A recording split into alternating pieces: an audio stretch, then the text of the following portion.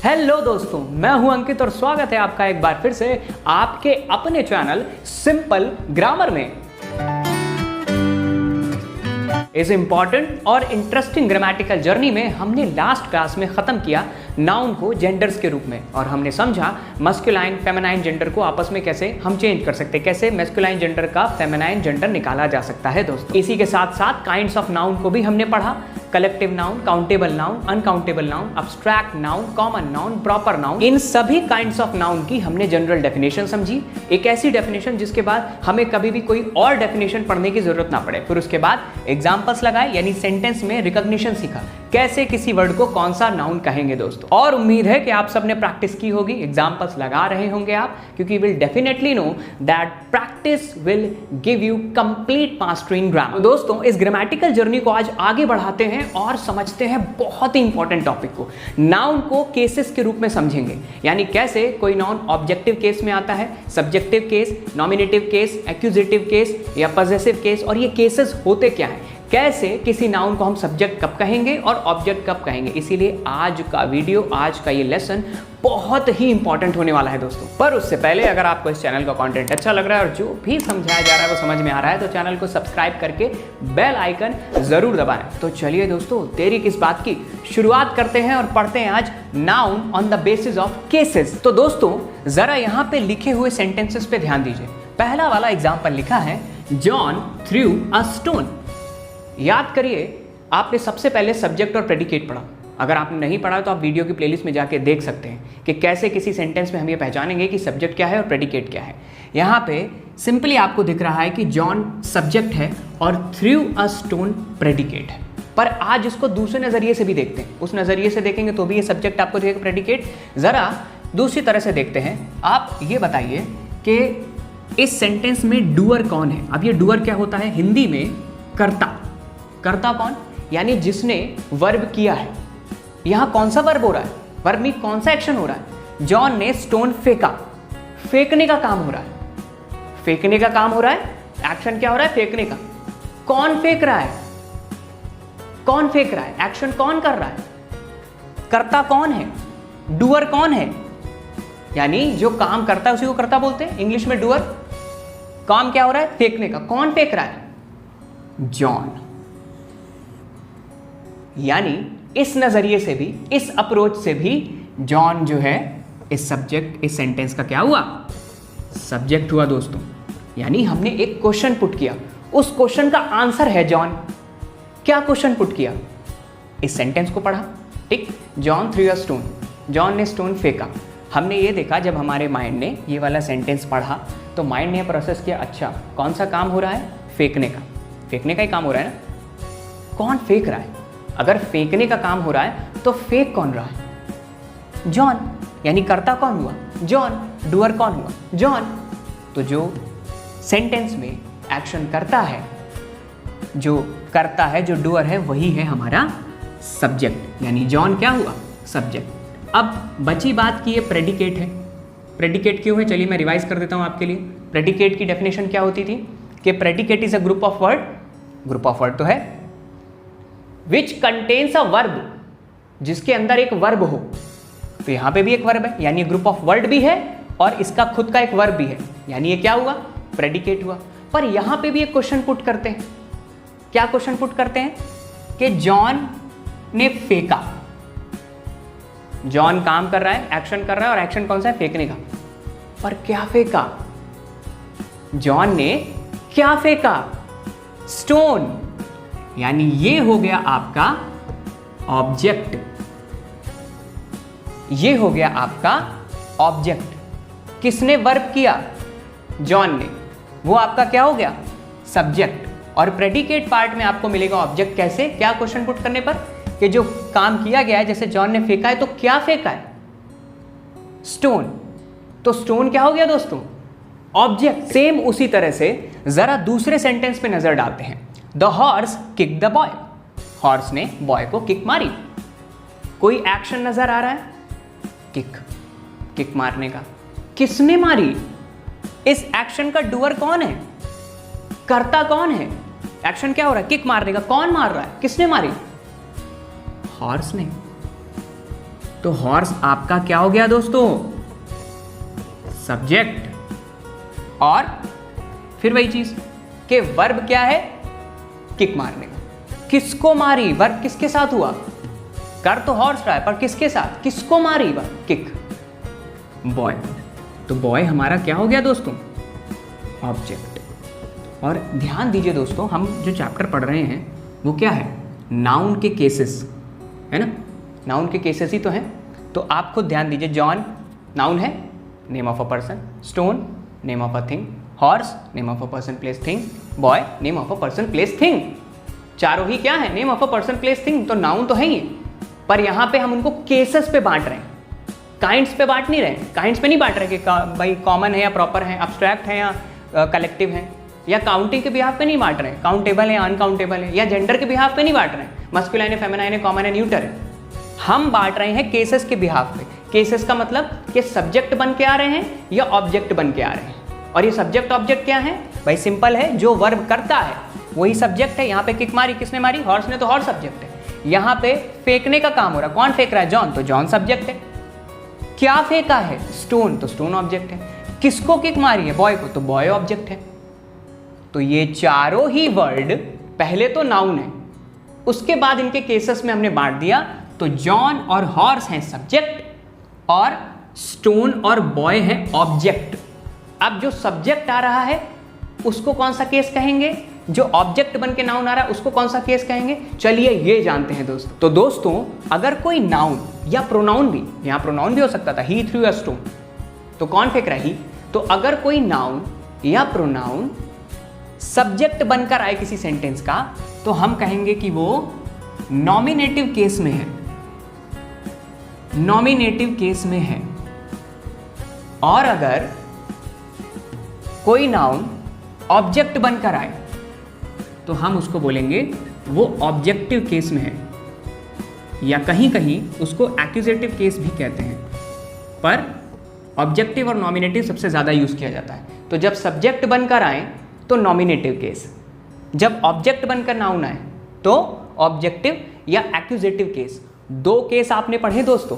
उन केसेस को पहचानने के लिए आपको किसी सेंटेंस में सब्जेक्ट और ऑब्जेक्ट को पहचानना आना चाहिए। सब्जेक्ट क्या? वो जो वर्ब करता है, जो भी एक्शन हो रहा है, वो जो कौन कर रहा है, वही है हमारा सब्जेक्ट। और जो भी एक्शन हो रहा है वो किसके साथ हो रहा है? अगर फेंकने का है तो क्या फेंका जा रहा है? अगर किक मारी तो किसे मारी? फेंका तो क्या फेंका? लिखा तो क्या लिखा? गाया तो क्या गाया? थप्पड़ मारा तो किससे मारा? समझ रहे ना? पढ़ाया तो किसे पढ़ाया? तो किसे पढ़ाया? क्या लिखा? किसे? क्या?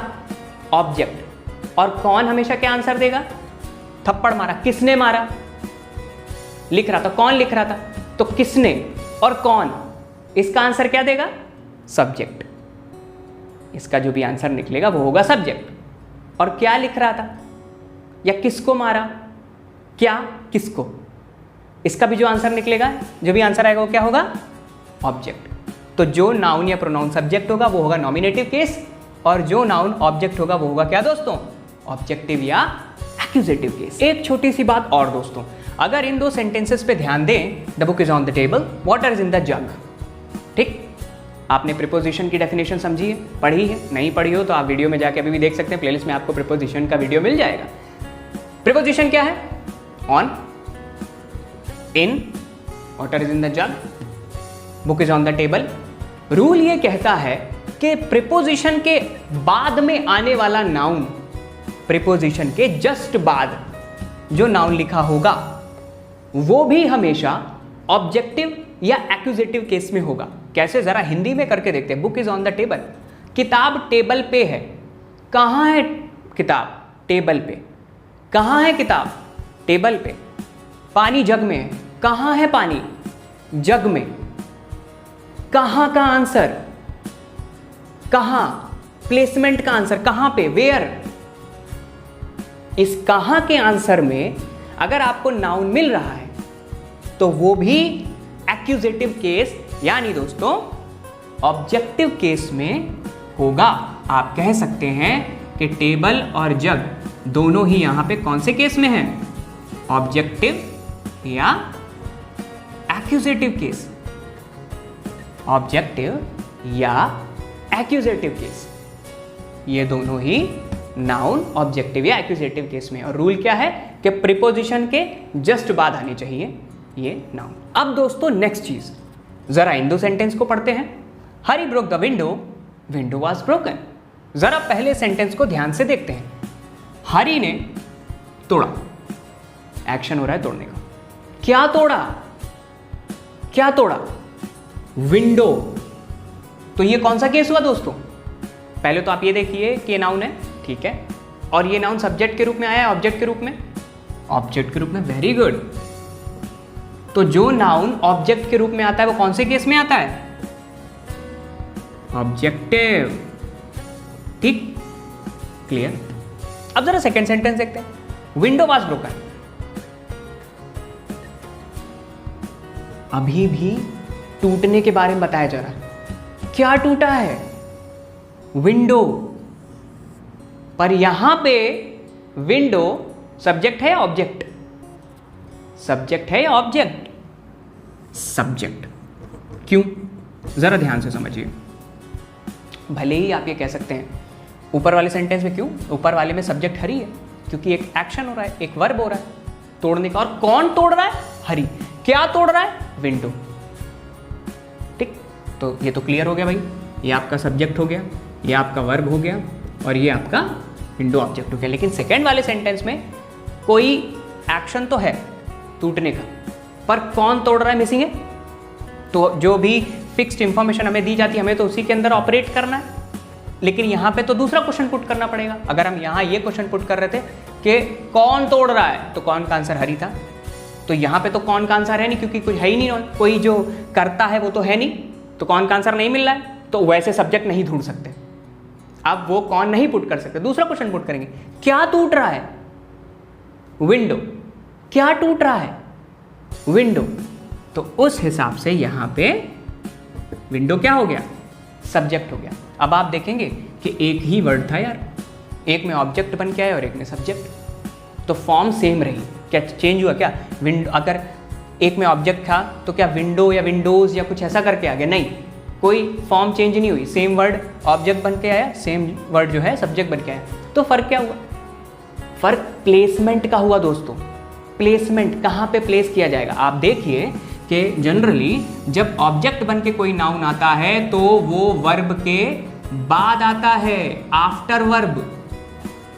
और जब वही नाउन सब्जेक्ट बन के आता है तो वो वर्ब से पहले आता है, बिफोर वर्ब। तो दोस्तों ये रूल आपको याद रखना पड़ेगा कि जब सेम वर्ड अगर दिया गया है, या आपको सेम वर्ड यूज करना है, एक बार एक जगह ऑब्जेक्ट में और एक जगह सब्जेक्ट के रूप में, तो प्लेसमेंट आपको ध्यान देना होगा कि अगर ऑब्जेक्ट के रूप में यूज करें तो वर्ब के बाद, सब्जेक्ट के रूप में तो वर्ब से पहले। फॉर्म सेम है, फॉर्म नहीं चेंज होगी, सेम वर्ड होगा। ठीक है दोस्तों। अब दोस्तों जरा इन दो सेंटेंसेस पे नजर डालते हैं, थोड़ा और आगे बढ़ते हैं। पहला सेंटेंस है Suresh gave a pen. Second है Suresh gave Hari a pen. Suresh ने एक पेन दिया, सुरेश ने हरी को एक पेन दिया। फर्क क्या है दोस्तों दोनों में? आप यहां कहेंगे कि भैया पहले वाले सेंटेंस में वर्ब क्या हो रहा है? देने का। कौन दे रहा है? सुरेश, यानी ये हो गया सब्जेक्ट। ओके, किसे क्या दे रहा है? पेन। तो ये क्या हो गया? Object. Okay, subject object clear. लेकिन सेकंड में सब्जेक्ट तो सुरेश है, काम क्या है? देने का। कौन दे रहा है? सुरेश। ठीक है, क्या दे रहा है? पेन। किसे दे रहा है? हरी को। अब क्या करें? किसको ऑब्जेक्ट माने, किसको ना माने? जरा ध्यान से देखिए। Suresh gave Hari a pen, Suresh ने हरी को एक पेन दिया, तो किसको ऑब्जेक्ट माने? यहां तो दो आ गए, दोनों ही ऑब्जेक्ट होंगे, दोनों ही ऑब्जेक्ट होंगे। एक किस क्वेश्चन का आंसर निकल रहा है? क्या दे रहा है, किसे दे रहा है या किसको दे रहा है? तो दोस्तों जो नॉन लिविंग थिंग है वो हमेशा आती है डायरेक्ट ऑब्जेक्ट में। अगर किसी सेंटेंस में दो ऑब्जेक्ट आपको दे रखे हैं, दो, जैसे पहले वाले में तो एक ही था तो ऑब्जेक्ट ही कहलाएगा। लेकिन अगर दो ऑब्जेक्ट हैं, पर्सन भी है और थिंग भी है, या अगर क्वेश्चन के बिहाफ पे देखें, सवाल पूछने के बिहाफ पे, तो ये क्या जो भी वर्ब हो रहा है दिया जा रहा है, क्या दिया जा रहा है और किसको दिया जा रहा है। तो जो किसको और किसे वाला आंसर है उसका जो आंसर निकलेगा हमेशा पर्सन के बिहाफ पे निकलेगा, वो कहलाएगा इनडायरेक्ट ऑब्जेक्ट। और अगर वर्ब है देना, दिया, उसका आंसर क्या दिया, तो जो क्या का आंसर निकलेगा वो होगा हमारा डायरेक्ट ऑब्जेक्ट। और मोस्टली केसेस में यही होता है कि इनडायरेक्ट ऑब्जेक्ट आपका लिविंग बीइंग होता है और डायरेक्ट नॉन लिविंग थिंग। नहीं समझ में आया? एक और एग्जांपल समझते हैं। जैसे Sunita donate money to Ravi. कौन डोनेट कर रहा है? सुनीता। डूअर कौन है? सुनीता, तो वो क्या हो गई? सब्जेक्ट। क्या डोनेट कर रही है? मनी। किसे डोनेट कर रही है? रवि को। तो क्या का आंसर हमेशा क्या होगा दोस्तों? Direct object. और किसे? Indirect object. तो आप देखो कि किसे या किसको में हमेशा लिविंग बीइंग ही तो आ रहा है, और यहाँ क्या क्या आंसर में? Non living thing. तो अगर दो ऑब्जेक्ट हैं तो लिविंग वाला हमेशा इनडायरेक्ट ऑब्जेक्ट कहलाएगा, नॉन लिविंग बीइंग वाला हमेशा डायरेक्ट ऑब्जेक्ट। तो दोस्तों आज की क्लास में हमने पढ़ा noun on the basis of cases, और ऑब्जेक्टिव और सब्जेक्टिव केस हमने पढ़े। कल दोस्तों हम पढ़ेंगे पॉजेसिव केस को। तब तक आपको इन दोनों केसेस के एग्जाम्पल्स की प्रैक्टिस करनी है, सोर्सेज उठाने हैं, एग्जाम्पल्स लगाने हैं, और ये देखना है कि किस सेंटेंस में कौन सा नाउन या प्रोनाउन सब्जेक्टिव केस में आ रहा है, नॉमिनेटिव केस में, और कौन सा नाउन ऑब्जेक्टिव केस में आ रहा है या एक्यूजेटिव केस में। दोस्तों आप एग्जाम्पल जरूर लगाइए, कोई भी डाउट हो आप मुझसे कमेंट में पूछिए। कल इस ग्रामेटिकल जर्नी को आगे बढ़ाएंगे और बहुत ही इंपॉर्टेंट टॉपिक पढ़ेंगे दोस्तों, पॉजेसिव केस। लेकिन उससे पहले आपको ये दोनों केसेस की मास्टरी करनी है ताकि पॉजेसिव केस में जरा सा भी डाउट ना हो दोस्तों। तो कल फिर मिलेंगे। ये वीडियो आपको अगर पसंद आया हो लाइक करिए, शेयर करिए सभी के साथ, सब्सक्राइब करके बेल आइकन जरूर दबाइए। कल मिलते हैं, तब तक के लिए बाय बाय।